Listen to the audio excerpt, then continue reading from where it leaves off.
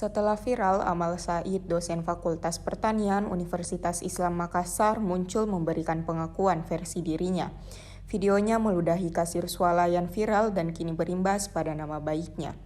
Diakuinya akibat tindakan spontan tersebut, karirnya sebagai dosen selama 33 tahun dan berstatus pegawai negeri sipil kini terancam. Baginya, dedikasinya mengajar dan membuat ribuan mahasiswa bisa menyelesaikan sekolah tidak sebanding dengan dampak dari tindakan saat ia melakukan hal tersebut. Dia lalu mengatakan agar mendengar dari dua sisi.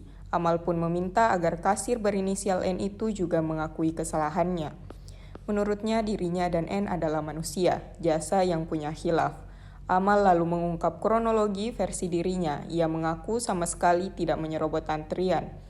Saat tengah mengantri, kasir lain terlihat kosong. Dia pun berinisiatif untuk maju ke kasir tersebut demi mengurai antrian di belakangnya. Amal mengatakan cara menegur kasir tersebut seakan-akan tidak menghargai dirinya sebagai orang tua hingga akhirnya dia tersinggung dan spontan meludahi petugas wanita itu. Dia pun mengakui salah atas tindakan meludahi pegawai swalayan di Jalan Perintis Kemerdekaan, Kecamatan Tamalanrea, Kota Makassar pada Kamis 25 Desember 2025. Menurutnya, tindakan tersebut merupakan tindakan yang keliru. Di lain sisi, kasus ini sudah dilaporkan ke Polsek setempat, namun Amal berharap kasusnya dapat diselesaikan secara kekeluargaan.